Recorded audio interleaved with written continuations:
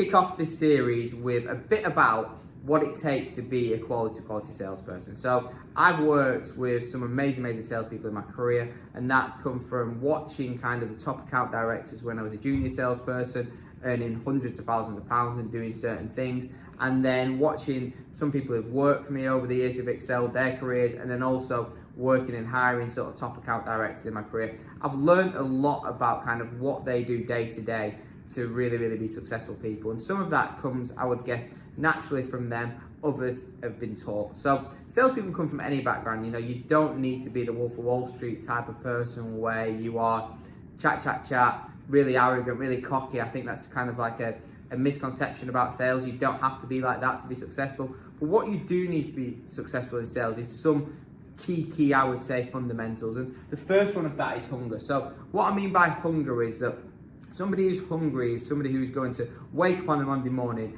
and be totally up, ready to go, ready to smash it, ready to kind of beat the world and be ready to go out. And in sales, I think that's so important because, you know, you have your weekends, you have your time with your family, and then on the Monday, I'm always super ready to go. I'm prepared.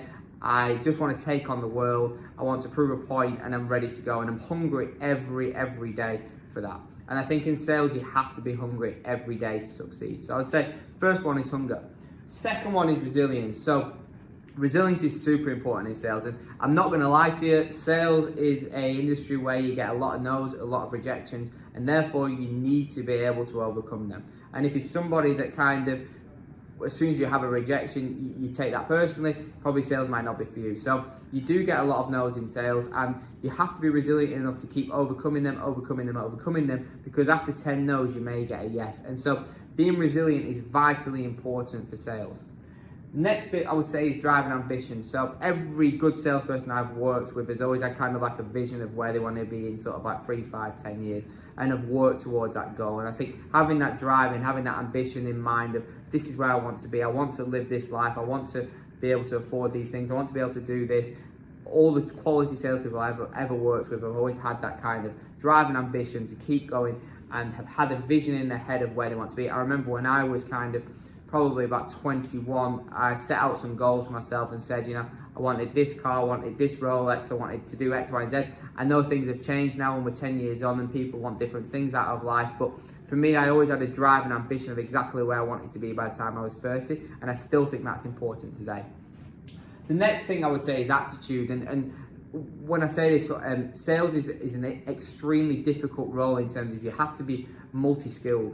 You have to be able to do multiple things at once. You have to be able to be a great creator with the content that you write for your emails. You have to be a great storyteller with the things that you talk about on LinkedIn. You have to be amazing at being able to understand and retain information from clients and then be able to portray back the right information to them. And so having aptitude is vitally important, and you have to be relatively intelligent to be a salesperson.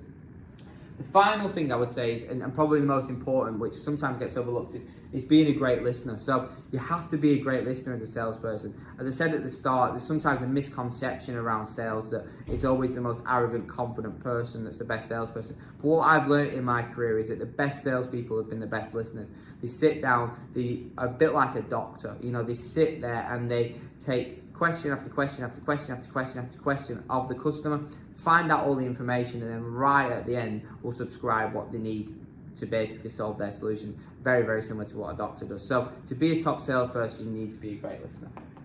Thanks very much. Check out the next video.